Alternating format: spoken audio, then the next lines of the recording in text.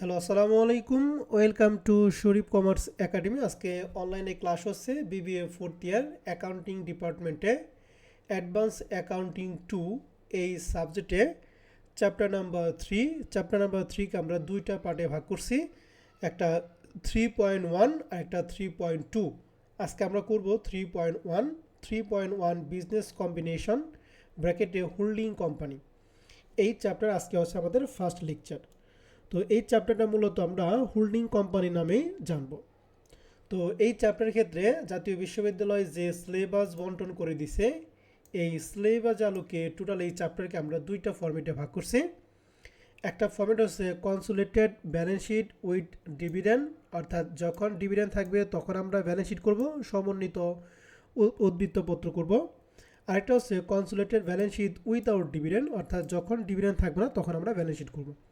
এই দুইটা ফরম্যাটের যে কোনো ফরম্যাট থেকে তোমাদের পরীক্ষা মধ্যে প্রশ্ন আসবে। তো এই চ্যাপ্টার থেকে জাতীয় বিশ্ববিদ্যালয় 2017 সাল থেকে শুরু করে 2022 সাল পর্যন্ত যে প্রশ্নগুলো আছে তার একটা অ্যানালাইসিস এখানে তুলে ধরছি। দেখতেছি যে 2017 সালে এই 3.1 এই চ্যাপ্টার থেকে পার্ট সি এর 14 নাম্বার যে প্রশ্ন ছিল সেটা হলো এই চ্যাপ্টার, অর্থাৎ 10 মার্কের ম্যাথ। 2018 সালে পার্ট সি এর 11 নাম্বার প্রশ্নে আসছিল, 2019 সালের পার্ট সি এর 12 নম্বর প্রশ্নে, 2020 সালে পার্ট সি এর 12 নম্বর প্রশ্নে, 2021 সালে পার্ট বি এর 6 এবং পার্ট সি এর 12 নম্বর প্রশ্নে, অর্থাৎ টোটাল এই চ্যাপ্টার থেকে 14 মার্কের ম্যাথ আসছিল 2021 সালে। 2022 সালে এখান থেকে পার্ট সি এর 12 নম্বর প্রশ্ন হয়েছিল, 2023 সালে এই চ্যাপ্টার থেকে পার্ট সি এর 12 নম্বর প্রশ্ন আসছে। তো এইবার যারা ঈদের পরে পরীক্ষা দিবে তারা হচ্ছে 2024 সালের ব্যাচ। 2024 সালে এখান থেকে পার্ট সিতে একটা প্রশ্ন আসবে। আর এইবার যারা আমরা থার্ড ইয়ার পরীক্ষা দিয়ে ফোর্থ ইয়ার উঠলাম, অর্থাৎ নিউ ফোর্থ ইয়ার, তারা পরীক্ষা দিবে 2025 সালের পরীক্ষা। 2025 সালে এখান থেকে পার্ট সিতে একটা প্রশ্ন থাকবে। তার মানে এই চ্যাপ্টার আমাদের টার্গেট হচ্ছে পার্ট সিকে টার্গেট করে, পার্ট বিতে এই চ্যাপ্টার থেকে প্রশ্ন খুব কম আসে, অতএব টার্গেট হচ্ছে পার্ট সি। যেহেতু এই চ্যাপ্টারটা পার্ট সি এর চ্যাপ্টার, অতএব চ্যাপ্টারটা একটু বড় হবে। শুরুতে একটু বলে নেই, অ্যাডভান্স অ্যাকাউন্টিং 2 এর প্রত্যেকটা চ্যাপ্টার মোটামুটি একটু বড় টাইপের, কারণ এটা যেহেতু গ্র্যাজুয়েশন লেভেলের শেষ, অতএব এখানে অঙ্কগুলি একটু কি থাকবে, বড় থাকবে। তো অঙ্কগুলি বড় থাকুক আর ছোটো থাকুক, অঙ্কগুলি বুঝলে বড় থাকলে আমরা করতে পারবো। অতএব কথা হচ্ছে আমাদের প্রত্যেকটা জিনিস সম্পর্কে বেসিক কনসেপ্টটা ক্লিয়ার থাকতে হবে। যদি ক্লিয়ার থাকে তাহলে আমরা যে কোনো অঙ্কই পারবো। তো এই চ্যাপ্টার ক্ষেত্রে আমাদের মেন টার্গেট হলো, প্রশ্নে বলবে যে ব্যালেন্স শিট তৈরি করা। তো ব্যালেন্স শিট তৈরি করার জন্য এই চ্যাপ্টারের ক্ষেত্রে আমাদের ফার্স্ট অফ অল 9টা সাপোর্টিং ওয়ার্কিং করতে হবে। কয়টা ওয়ার্কিং করবো আমরা, বলো তো দেখি, ব্যালেন্স শিট করার জন্য? 9টা স্যার। নয়টা। নয়টা। এই 9টা 9টা সাপোর্টিং। ওয়ার্কিং এর মধ্যে আমাদের ব্যালেন্স শিটের 80% শেষ হয়ে যাবে, আর 20% ব্যালেন্স শিট আমরা করবো প্রশ্নে যা আছে তা দেখে দেখে। অতএব এই 9টা ওয়ার্কিং পারা মানে এই চ্যাপ্টারের 80% অঙ্ক আপনার পারা। অতএব আজকে আমরা এই 9টা ওয়ার্কিং নিয়ে বেসিক আলোচনা করব, যাতে নেক্সট ক্লাসে আমরা যখন অঙ্ক শুরু করব তখন যেন কোনো সমস্যা না হয়। তো শুরুতেই এই চ্যাপ্টারের আমাদের দুইটা কোম্পানি থাকবে, একটা হলো হোল্ডিং কোম্পানি আর একটা সাবসিডিয়ারি কোম্পানি।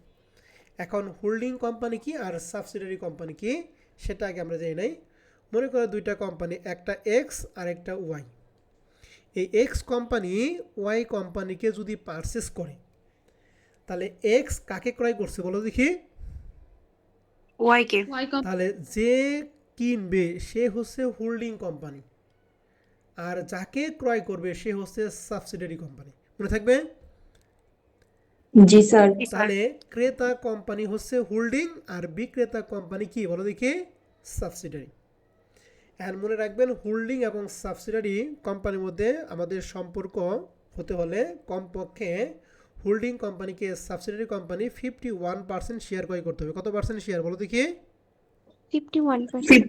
51% শেয়ার যদি ক্রয় করে, তাহলে সেক্ষেত্রে আমরা বলতে পারবো একটা হোল্ডিং কোম্পানি, আর যে কোম্পানি করবে সেটা কি? Subsidiary company. সাবসিডিয়ারি মনে রাখবেন যে দুইটা কোম্পানির মধ্যে কত পার্সেন্ট শেয়ারের থাকতে হবে বলো দেখি? 51%। গুড।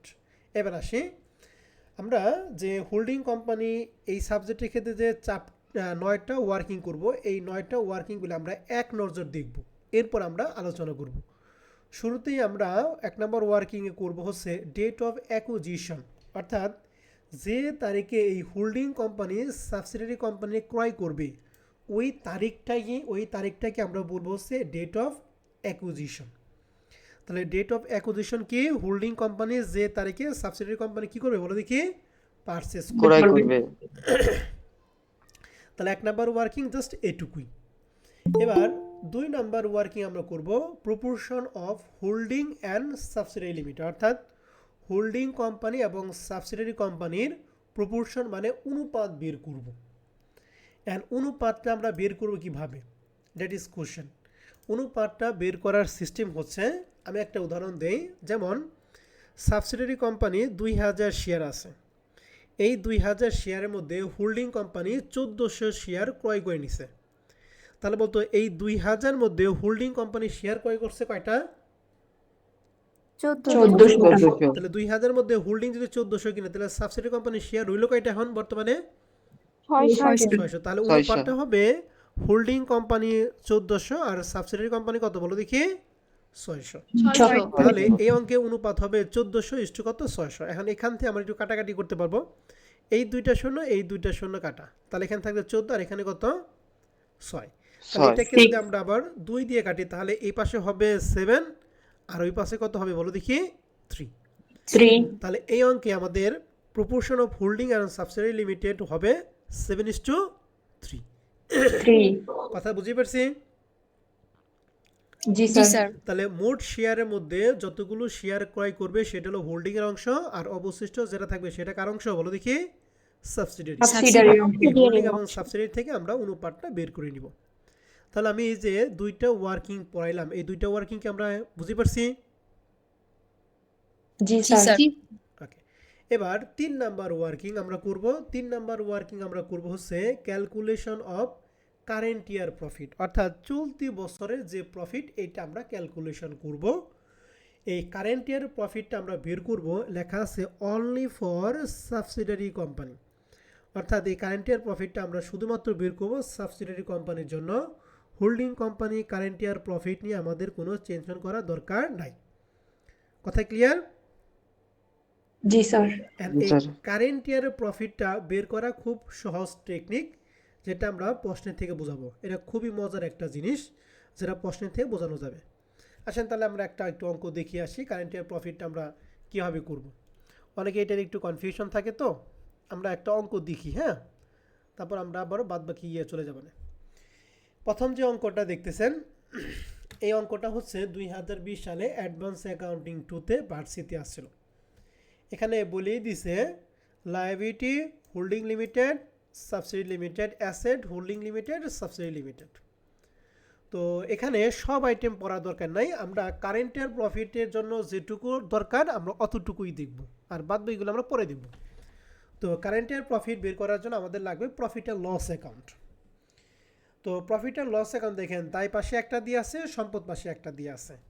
দায় পাশে প্রফিট অ্যান্ড লস অ্যাকাউন্ট দিয়ে আছে হোল্ডিংয়ের ঘরে, আর দায় পাশে সম্পদ পাশে প্রফিট অ্যান্ড লস দিয়ে আছে সাবসিডিয়ারি ঘরে। এখন কারেন্ট ইয়ার প্রফিটটা আমরা কি হোল্ডিংয়ের জন্য করি নাকি সাবসিডির জন্য করি? সাবসিডিয়ারি। তাহলে আমাদের এই 50,000 টাকা কোনো প্রয়োজনে লাগবে 1 লাখ টাকা, ঠিক আছে? এখন এই 1 লক্ষ টাকা প্রফিট অ্যান্ড লস যেহেতু সম্পদ পাশে দিয়ে আছে, সম্পদ পাশে প্রফিট অ্যান্ড লস থাকা কথাটা মানে হচ্ছে নিট লস, আর দায় পাশে প্রফিট অ্যান্ড লস অ্যাকাউন্ট থাকা মানে হচ্ছে নিট লাভ। মনে থাকবে কথা? জি স্যার। তাহলে আমি কথা আবার বলতেছি, প্রফিট অ্যান্ড লস অ্যাকাউন্ট সম্পদ পাশে থাকা মানে কি? নিট লাভ না নিট ক্ষতি? নিট ক্ষতি। নিট ক্ষতি। আর দায় পাশে থাকা মানে কি? নিট লাভ। এখন এই ব্যালেন্স শিটে যে কয়টা আইটেম আছে প্রত্যেকটা আইটেমের ডেট হচ্ছে 31 ডিসেম্বর 2000 কত সাল? 19 সাল। তার মানে এগুলো সবগুলো হচ্ছে বছরের শেষের ব্যালেন্স। বছরে কি ব্যালেন্স বলো দেখি? শেষের ব্যালেন্স। শেষের ব্যালেন্স। 1 নম্বর সময়টা আমাদের কাজে লাগবে শুধু কারেন্ট ইয়ার প্রফিট নির্ণয় করার ক্ষেত্রে। প্রশ্ন হচ্ছে holding limited acquired the share of subsidy limited. এই যে দেখেন, holding limited acquired the share of subsidy limited, অর্থাৎ সাবসিডি লিমিটেডকে হোল্ডিং লিমিটেড অ্যাকোয়ার্ড মানে ক্রয় করছে কোন তারিখে বলো দেখি? 1 জুলাই 2019 19 তাহলে হোল্ডিং লিমিটেড সাবসিডি লিমিটেড কয় করছে কোন তারিখে 1 জুলাই 2019 19 তাহলে এই ডেটের জন্য কিন্তু আমরা একটা ওয়ার্কিং করি সেটা কত নম্বর ওয়ার্কিং 1 2 না 3 নম্বর বলেন তো দেখি 1 নাম্বার এই যে 1 নম্বর ওয়ার্কিং দেখছেন আপনারা কিন্তু পারছেন তাহলে এন্ড বলছে এন্ড এর পরে বলছে অন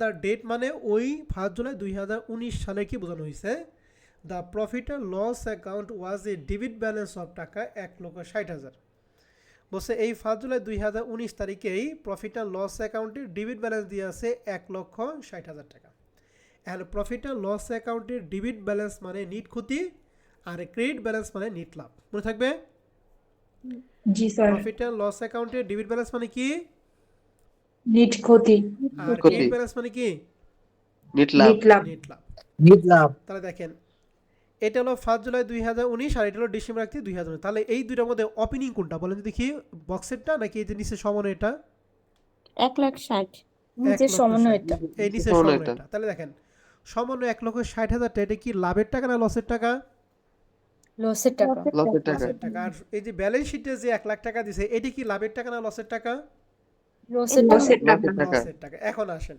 দেখেন বছরের শুরুতে আপনার লস ছিল 1,60,000 টাকা সেই লসটা বছর শেষে দাঁড়াইছে 1 লাখ টাকা তাহলে লস কমছে না বাড়ছে বলেন যদি কি 60,000 টাকা লস কমছে এখন লস কমে কি জন্য লস হলে নাকি লাভ হলে লাভ তার মানে কারেন্ট ইয়ারে নিশ্চয় তোমার 60,000 টাকা লাভ হয়েছে দেখে লসটা তোমার 1,60,000 থেকে কত দাঁড়াইছে বলো দেখি 1 লাখ 1 লাখ তাহলে অ্যাকচুয়ালি কারেন্ট ইয়ারে লাভটা কত 1,60,000 1 লাখ না শুধু 60,000 শুধু তাহলে কারেন্ট ইয়ারের প্রফিটটা কত ধরবো আমরা 60,000 কি বুঝছেন না বুঝেন নাই জি স্যার জি স্যার কথাটা আমি আবার বলতেছি অনেকেই কিন্তু একটু মুশকিল লাগে সেটা কি যে শুরুতে 1,60,000 টাকা ছিল বছর শেষে 1 লাখ টাকা তাহলে তো 2,60,000 টাকা লাভ হওয়ার কথা 60,000 টাকা কেমন হইলো তাহলে ব্যাপারটা কি 1,60,000 কি ডেবিট ব্যালেন্স না ক্রেডিট ব্যালেন্স বলেন যদি কি আবার যাদের কনফিউশন হচ্ছে তাদের জন্য বলতেছি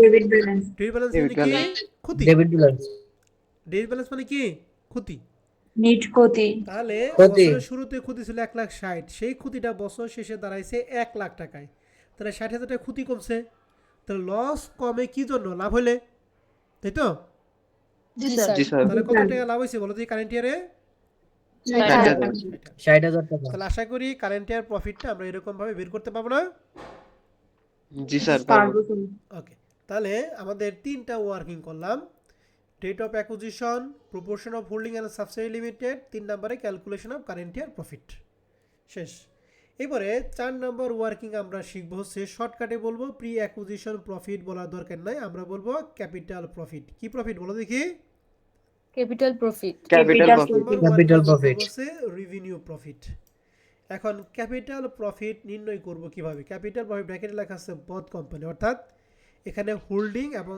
সাবসিডিয়ারি উভয় কোম্পানির জন্য ক্যাপিটাল প্রফিট আমরা নির্ণয় করব ঠিক আছে এন্ড ক্যাপিটাল প্রফিট নির্ণয় করার জন্য আমাদের আইটেম আছে টোটাল 5টা কয়টা আইটেম বলেন দেখি 5টা এই 5টা আইটেম প্রথমে জেনারেল রিজার্ভ ওপেনিং ব্যালেন্স 8 টাকা সাবসিডি টাকা তাহলে জেনারেল রিজার্ভ কি ব্যালেন্স বলো দেখি ওপেনিং ব্যালেন্স বলো দেখি সাবসিডি টাকা আসবে সাবসিডিয়ারি প্রফিট আর লস অ্যাকাউন্টের এটা opening balance same subsidy limited টাকা ক্যাপিটাল রিজার্ভ যদি থাকে তাহলে তারও ওপেনিং ব্যালেন্স সাবসিডি টাকা তার মানে জেনারেল রিজার্ভ প্রফিট আর লস ক্যাপিটাল রিজার্ভ এই তিনটারই আসবে ওপেনিং ব্যালেন্স কার টাকা আসবে হোল্ডিং এর টাকা না সাবসিডি টাকা সাবসিডিয়ারি টাকা এই তিনটা যদি থাকে তিনটাই আসবে আর তিনটার যে কোনো একটা থাকলে যেটা থাকবে সেটাই ঠিক আছে স্যার শুনতে পাচ্ছেন হ্যাঁ বলেন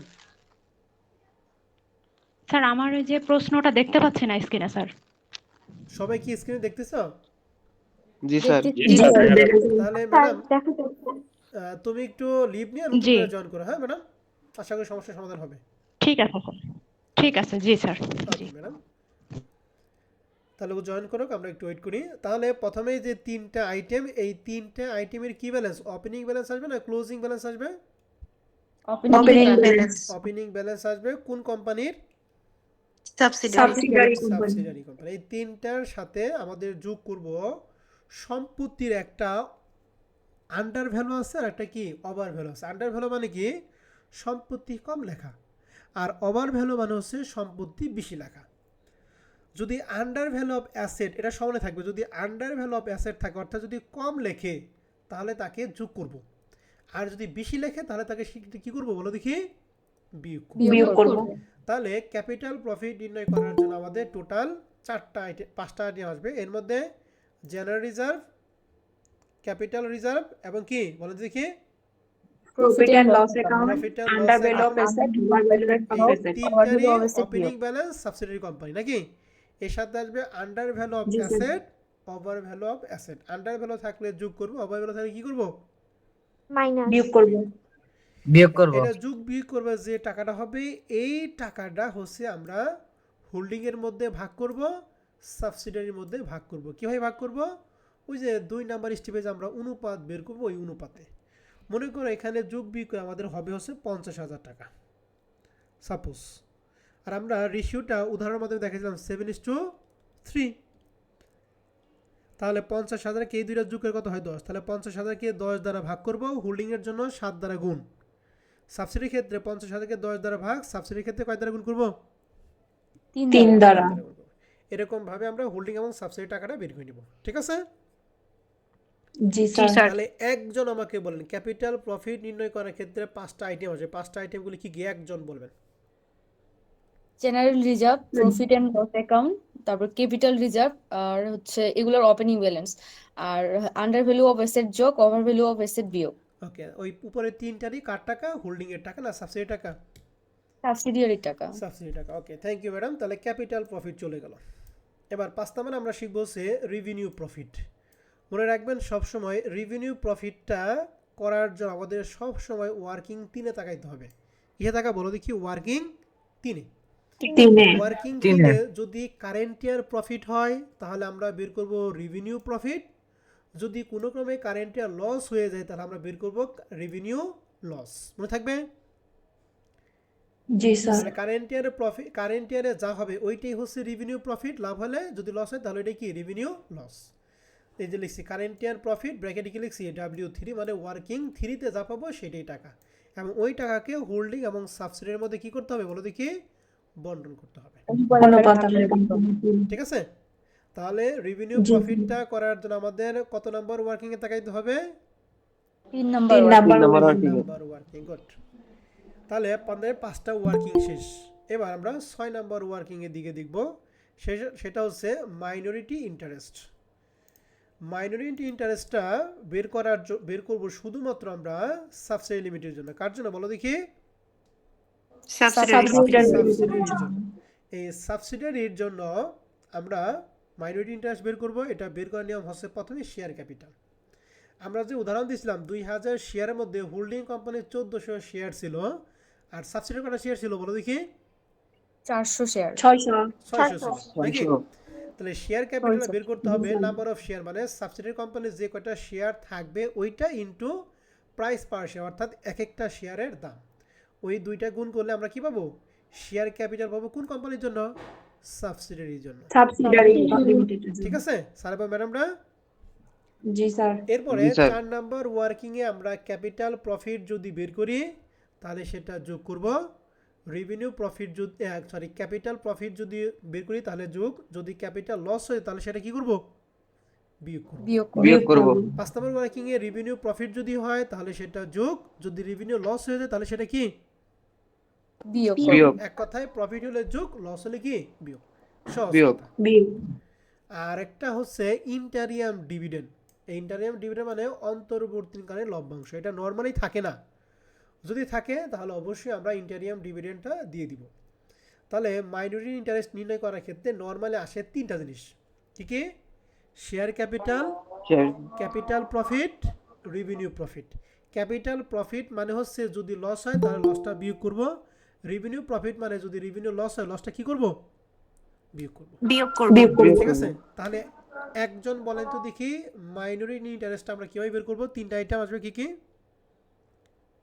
স্যার শেয়ার ক্যাপিটাল, আর ক্যাপিটাল প্রফিট, যোগ করব, আর ক্যাপিটাল লস হলে বিয়োগ করব, রেভিনিউ প্রফিট যোগ করব, রেভিনিউ লস হলে বিয়োগ করব, এখন তারপর হচ্ছে প্রশ্ন ইন্টেরিয়াম হচ্ছে ডিভিডেন্ড থাকলে প্রশ্ন সেটা যোগ হচ্ছে করব। ক্যাপিটাল প্রফিট বা রেভিনিউ প্রফিট তো দুইটাই হোল্ডিং এর জন্য বের করে সাবসিডি কার টাকা আনবো এখানে স্যার সাবসিডারি যেটা কারণ সেটা শুরুতে আমরা বলছি মাইনরিটি ইন্টারেস্টটা করতে হয় কার জন্য সাবসিডির জন্য তার মানে এই ক্যাপিটাল প্রফিট আনবো সাবসিডির টাকা রেভিনিউ প্রফিট আনবো কার টাকা সাবসিডি হোল্ডিং এর নিয়ে আমাদের কোনো Subsidiary টেনশন করার টাকা। দরকার নাই তাহলে মাইনরিটি ইন্টারেস্টের ক্ষেত্রে কয়টা জিনিস চারটা আর ক্যাপিটাল প্রফিট নির্ণয় করার ক্ষেত্রে কয়টা পাঁচটা 5টা।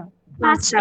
ঠিক আছে এগুলা কিন্তু বারবার এই একই জিনিস বারবার রিপিট করতে হবে অতএব এগুলা কিন্তু একটা সময় দেখবেন যে এগুলা বলতে বলতে বিরক্ত হয়ে গেছেন বিরক্ত হওয়ার সত্ত্বেও আপনাকে বলতে হবে কারণ এগুলা যদি মনে না থাকে তাহলে আপনি অঙ্ক করতে পারবেন না এবার সর্বশেষ আমরা 7 নম্বর ওয়ার্কিং আসব গুডউইল অথবা ক্যাপিটাল রিজার্ভ এখানে দুইটা কথা আছে একটা গুডউইল অথবা ক্যাপিটাল রিজার্ভ গুডউইল বা ক্যাপিটাল রিজার্ভটা নির্ণয় করব শুধুমাত্র কার জন্য বলো দেখি হোল্ডিং কোম্পানি। হোল্ডিং কোম্পানির জন্য এখানে এটা করার জন্য শুরুতে date of acquisition cost of acquisition অর্থাৎ আমরা যে উদাহরণ দিছিলাম 2000 শেয়ারের মধ্যে কয়টা শেয়ার ক্রয় করছিল 1400 শেয়ার। এই 1400 শেয়ার যত টাকা দিয়ে ক্রয় করবে ওই টাকার নামই হচ্ছে কস্ট অফ অ্যাকুইজিশন অর্থাৎ হোল্ডিং কোম্পানি সাবসিডিয়ারি কোম্পানিকে যত টাকা দিয়ে কিনবে সেটাই হচ্ছে কস্ট অফ কি অ্যাকুইজিশন অ্যাকুইজিশন। আর এই কস্ট অফ অ্যাকুইজিশনের সাথে আমাদের দুইটা জিনিস বিয়োগ করতে হবে সেটা হচ্ছে face value of share face value of share কোনটা যেমন মনে করো যে holding company subsidiary company 2 lakh টাকাতে কিনছে 1000 শেয়ার 2 লাখ টাকার বিনিময়ে কয়টা শেয়ার কিনছে বলো দেখি 1000 শেয়ার। এখানে 1000 কস্ট অফ শেয়ার। অ্যাকুইজিশন হচ্ছে 2 লাখ টাকা ঠিক আছে আর ফেস ভ্যালু অফ শেয়ার এখানে লেখা আছে নাম্বার অফ শেয়ার ওই 1000 শেয়ার আর এক একটা শেয়ার দাম যা তাই ঠিক আছে এটাকে আমরা বলবো কি ফেস ভ্যালু অফ শেয়ার আর ঠিক আগের মতোই ক্যাপিটাল প্রফিট যদি হয় যোগ ক্যাপিটাল লস হলে কি বলো দেখি বিয়োগ বিয়োগ এখন বলতে পারেন স্যার এখানে ক্যাপিটাল প্রফিট এখানে ক্যাপিটাল তাহলে কোনটা কখন আসবে এখানে যেটা আসবে সেটা কাটটা বলো দেখি সাবসিডিটা আর এখানে যেটা আসবে সেটা কাটটা হোল্ডিং Good. তাহলে এই ফেস ভ্যালু এবং ক্যাপিটাল প্রফিট বা লস এই দুইটা যোগ করে টাকা দিব এখানে কস্ট অফ অ্যাকুইজিশনের সাথে এই টাকাটা আমরা যোগ বিয়োগ করব দেখব যে এই টাকাটা কি পজিটিভ না নেগেটিভ যদি পজিটিভ হয় তাহলে গুডউইল আর নেগেটিভ হলে ক্যাপিটাল রিজার্ভ মনে থাকবে জি স্যার। জি স্যার। যদি বিয়োগফল যদি পজিটিভ হয় তাহলে গুডউইল নেগেটিভ হলে কি capital capital reserve. Reserve reserve goodwill যদি হয় ব্যালেন্স শিটের সম্পদ দিকে ক্যাপিটাল রিজার্ভ যদি হয় ব্যালেন্স শিটে দায় দিক মনে থাকবে জি স্যার। তাহলে গুডউইল বা ক্যাপিটাল রিজার্ভটা আমরা কার জন্য নির্ণয় করব হোল্ডিং এর জন্য। হোল্ডিং হোল্ডিং কোম্পানি কোম্পানির আর জন্য। মাইনরিটি ইন্টারেস্টটা কার জন্য নির্ণয় করব সাবসিডিয়ারি কোম্পানি Subsidiary সাবসিডিয়ারির জন্য মনে থাকবে তো সাবসিডিয়ারি কোম্পানির জন্য জি স্যার আমি কিন্তু এগুলা খুব ঠান্ডা মাথায় পড়াই দিছি কারণ এগুলাই পারলেই আমার অঙ্ক শেষ অঙ্ক করতে মাত্র 2 দিন সময় লাগবে কিন্তু এগুলা বুঝাইতে লাগবে অনেক সময় ঠিক আছে এবার আমরা 8 নম্বর ওয়ার্ক নিয়ে করব হচ্ছে আনরিয়ালাইজ প্রফিট অর্থাৎ যে প্রফিটটা আমরা এখন পর্যন্ত আদায় করতে পারি নাই ওই আনরিয়ালাইজ প্রফিটটা বের করার জন্য রেট থাকবে দুইটা একটা প্রফিট অন কস্ট লেখা থাকবে আর একটা প্রফিট অন সেলস লেখা থাকবে যদি মনে করেন লেখা আছে 25% প্রফিট অন কস্ট তাহলে সেক্ষেত্রে আমাদের যে টাকা থাকবে এই টাকাকে 25 দ্বারা গুণ করব আর 100 সাথে 25 যোগ করে 125 দ্বারা কি করব ভাগ করব ভাগ। ঠিক আছে আর যদি লেখা থাকে 25% প্রফিট অন সেলস যদি অন সেলসের কথা বলা থাকে তাহলে সরাসরি কত পার্সেন্ট 25% 100%। 25/100 মানে সরাসরি তখন 25% তাহলে কখন আমরা 100 সাথে পার্সেন্ট যোগ করব অন কস্ট লেখা না কিন্তু কি অন সেলস লেখা থাকলে অন অন কস্ট কস্ট লেখা থাকলে যদি মনে করে লেখা আছে 20% প্রফিট অন কস্ট তাহলে 20/100 না 20/120 বলেন দেখি 20/120। 20/120 যদি 20% প্রফিট অন সেলস থাকে তখন সেক্ষেত্রে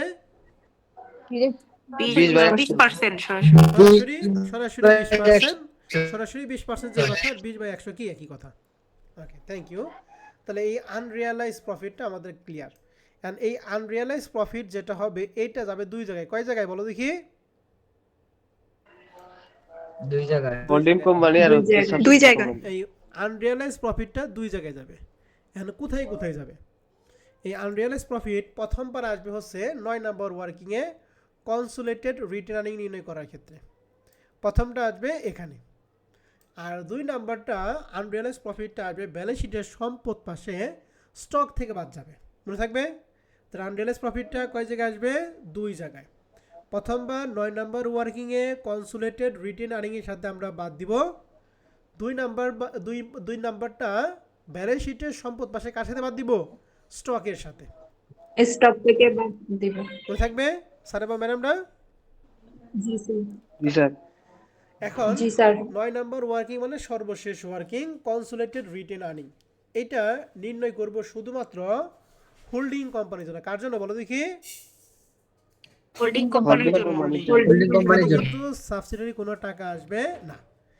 এখন এই কনসোলিডেটেড রিটেন আর্নিং নির্ণয় করার ক্ষেত্রে আমাদের চারটা জিনিস। কয়টা জিনিস? চারটা। চারটা জিনিস। এখানে চারটা সব কিছুই কিন্তু হোল্ডিংয়ের টাকা আসবে। এখন এই হোল্ডিংয়ের টাকা এই চারটা আইটেমের মধ্যে প্রথমে হলো প্রফিট অ্যান্ড লস। এই প্রফিট অ্যান্ড লসের হোল্ডিংয়ের টাকাটা ওপেনিংয়ের টাকা প্লাস ক্লোজিং যদি থাকে তাহলে সেটা ওপেনিং প্লাস ক্লোজিং দুইটা মিলে টাকাটা আসবে। প্রফিট অ্যান্ড লসের ওপেনিং প্লাস কি ক্লোজিং দুইটা টাকা সমন্বিত যোগফল। এবারে রেভিনিউ প্রফিট যদি আমরা বের করি, বলতো রেভিনিউ প্রফিট আমরা কত নম্বর ওয়ার্কিংয়ে বের করি? Working 5E। 5। ঠিক আছে? রেভিনিউ প্রফিট যদি হয় যোগ করি, রেভিনিউ লস হলে কি করব? বিয়োগ। বিয়োগ করব। ডিভিডেন্ড যদি থাকে তাহলে সেটা বিয়োগ করব। আর আনরিয়ালাইজ প্রফিট তো আমরা একটু আগে পড়াইলাম। আনরিয়ালাইজ প্রফিটটা কি করব? বিয়োগ করব। তাহলে কনসোলিডেটেড রিটেন আর্নিং বিয়োগ করব। করার ক্ষেত্রে আমাদের টোটাল চারটা জিনিস। প্রফিট অ্যান্ড লস অ্যাকাউন্টের opening plus closing, revenue profit যদি হয় যোগ, রেভিনিউ লস হলে কি? বিয়োগ। ডিভিডেন্ড থাকলে বিয়োগ, আনরিয়ালাইজ প্রফিট কি? বিয়োগ। এই বিয়োগ। চারটা জিনিস যোগ বিয়োগ করা হবে আমাদের কনসোলিডেটেড রিটেন আর্নিং। ঠিক আছে স্যার এবং ম্যাডামরা? পরীক্ষার মধ্যে এই জি, স্যার। প্রশ্ন যদি আসে এই প্রশ্নটা আমাদের অ্যান্সার করতে সময় লাগবে, যারা ভালো স্টুডেন্ট তাদের সময় লাগবে 20 মিনিট, আর যারা মিডিয়াম বা একটু দুর্বল তাদের জন্য সময় লাগবে 25 থেকে 30 মিনিট। ঠিক আছে? এই 20 মিনিটের অঙ্ক করার মধ্যে প্রথম 15 মিনিট কাজ করতে হবে এই ওয়ার্কিংয়ের মধ্যে, আর 5 মিনিট সময় লাগবে আমাদের ব্যালেন্স শিট করতে।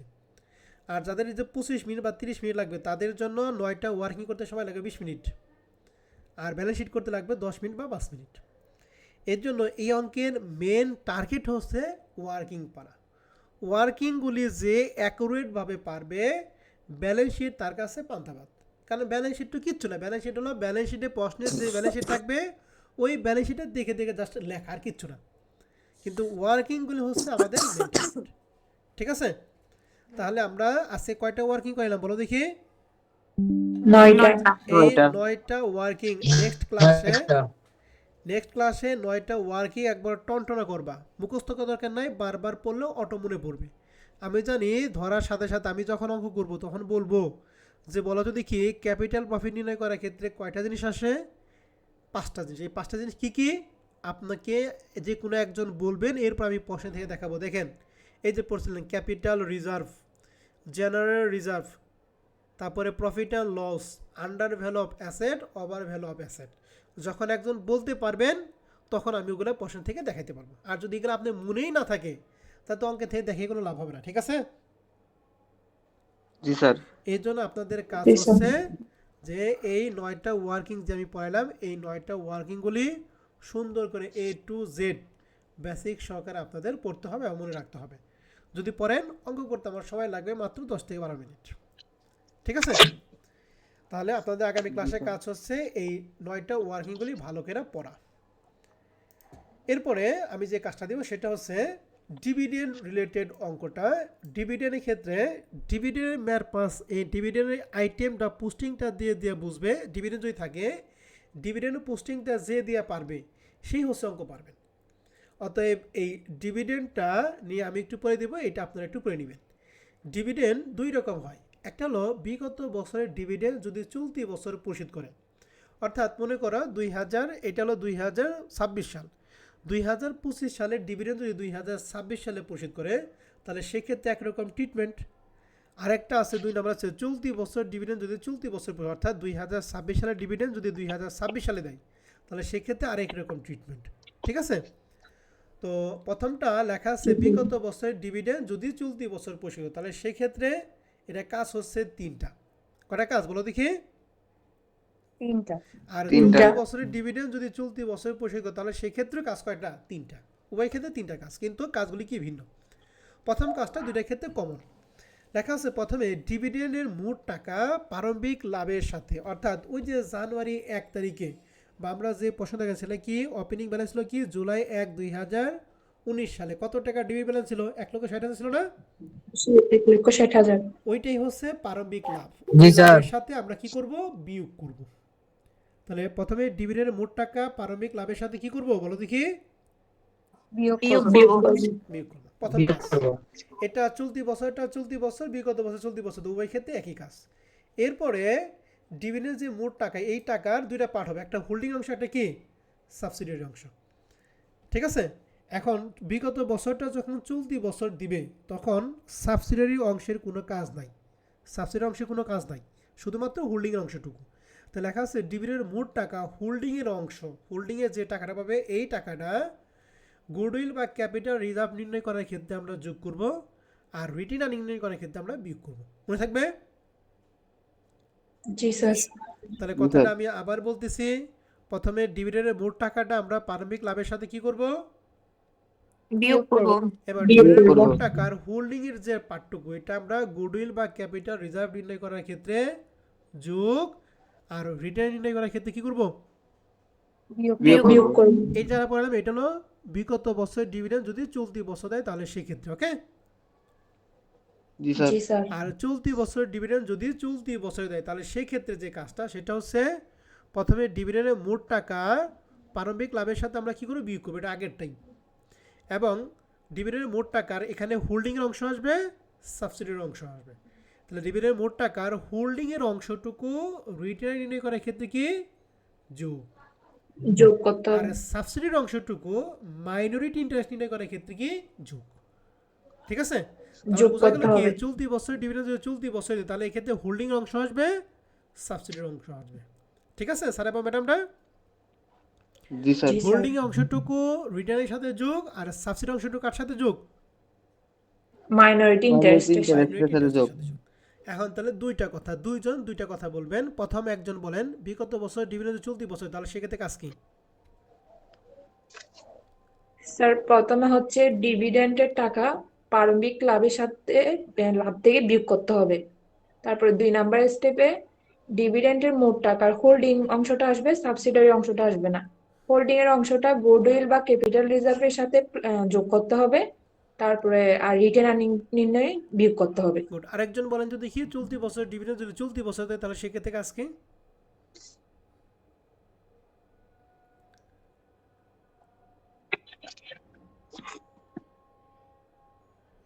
বলতে পারবেন? স্যার প্রথমে ডিভিডেন্ডের মোট টাকা প্রারম্ভিক লাভের সাথে বিয়োগ করব প্রথম স্টেপে, এবং দ্বিতীয় স্টেপে ডিভিডেন্ডের মোট টাকা হোল্ডিং এর অংশ রিটেন আর্নিং এর সাথে যোগ করব, এবং 3 নাম্বার স্টেপে ডিভিডেন্ডের মোট টাকা সাবসিডিয়ারি অংশ মাইনরিটি ইন্টারেস্ট এর সাথে যোগ করব। তাহলে ডিভিডেন্ডের টাকা হোল্ডিং অংশটুকু রিটার্নের সাথে যোগ, আর সাবসিডি অংশটুকু কার সাথে যোগ? Minority interest. Minority interest এর সাথে যোগ করব। ঠিক আছে, তাহলে বিগত বছর ডিভিডেন্ড চলতি বছর বা চলতি বছর ডিভিডেন্ড যদি চলতি বছর দেয় তাহলে এই দুইটার যে কোনো একটা প্রশ্নে লেখা থাকবে, সেটা দেখে আমরা বুঝতে পারবো যে কোনটা ট্রিটমেন্ট, যেটা যে নিয়মে প্রশ্ন থাকবে আমরা ওই নিয়মে এটা কি করব, সলিউশন করব। তো তাহলে প্রিয় শিক্ষার্থীরা আমরা তাহলে এই চ্যাপ্টারে বেসিকটুকু আজকে আমরা আলোচনা করে দিলাম। আপনাদের কাজ হলো এই বেসিকটুকু ক্লিয়ার করা। আমরা নেক্সট ক্লাসে প্রথম অঙ্ক দিয়ে আমরা শুরু করব। ঠিক আছে স্যার এবং ম্যাডামরা? জি জি স্যার। স্যার। তাহলে আপনাদের কাজ কি 1 থেকে 9টা ওয়ার্কিং A to Z ভালো করে পড়তে হবে। পড়ার পর এবারে এই ডিভিডেন্ড যে দুইটা টপিক পড়লাম এই দুইটা টপিক পড়ে আমরা নেক্সট ক্লাসে 1 নাম্বার অঙ্ক দিয়ে শুরু করব। ঠিক আছে? জি জি স্যার স্যার। আজকের ক্লাস আমাদের এই স্যার। পর্যন্তই থাকবে। আজকে যতটুকু পারো অতটুকুর মধ্যে আপনাদের কারো কোনো প্রশ্ন আছে কিনা?